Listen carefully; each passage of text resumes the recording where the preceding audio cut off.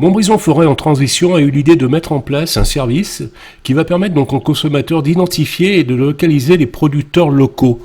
Carly, est-ce que tu peux nous en dire plus sur cette initiative? Eh bien, écoutez, c'est suite à l'annulation de certains marchés, parce qu'ils ne sont pas tous concernés, vous le savez.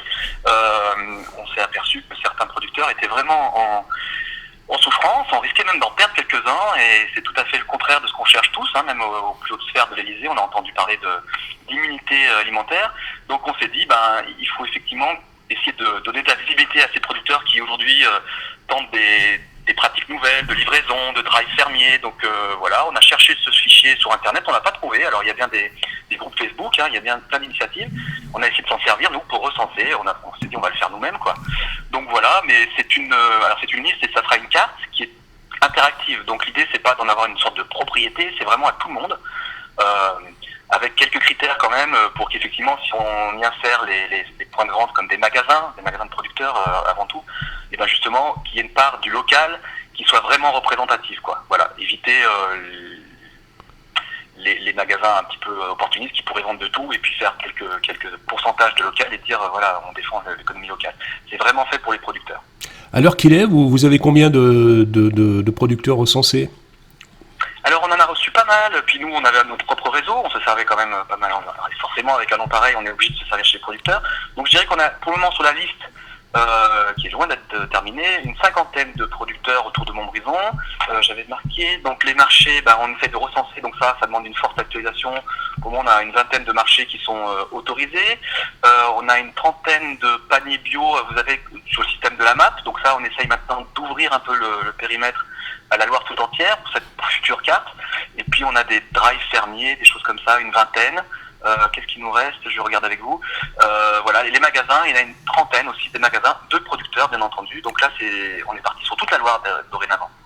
Alors Carly, comment on peut voir en fait cette carte interactive? Alors elle n'est pas encore en ligne.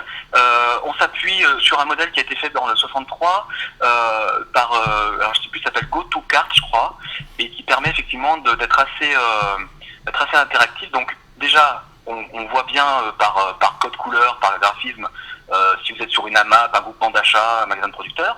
Et puis ensuite, voilà, vous pouvez avoir des infos sur les horaires d'ouverture. Alors évidemment, tout ça est très un peu temporaire, hein. Vous aurez les infos qui vont perdurer après la crise. Aujourd'hui, les horaires sont peut-être un peu perturbés. Et puis, vous pouvez, vous, en tant que particulier, rentrer des infos. Donc, il suffit de rentrer votre mail.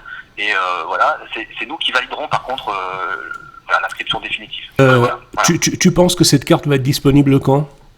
Écoutez, on espère demain dimanche, hein, on est donc aujourd'hui le 28 mars, donc demain soir, au pire, allez, lundi, elle sera donc sur notre Facebook, on a deux sites, hein, on a un site sur le pacte local de transition, on le fera effectivement, on la transmettra un peu à tous les organismes qu'on peut. Je sais que l'OT, par exemple, l'Office de tourisme s'est déclaré intéressé, ça peut être effectivement les communautés de communes comme Loire-Aglo.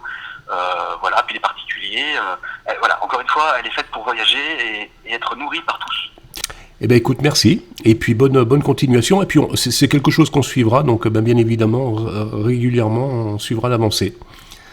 Je vous remercie d'avoir mis un coup de projecteur là-dessus. Et c'est vrai qu'on espère que les gens en profitent pour un peu changer leur pratique de consommation. Je pense que ça peut créer des liens, hein, potentiellement entre le consommateur et son producteur qui ne connaissait pas, qui passait par d'autres sphères. Et là, du coup, peut-être ces liens vont perdurer et qu'on fera l'effort d'aller voir l'échappée peut-être à la grande distribution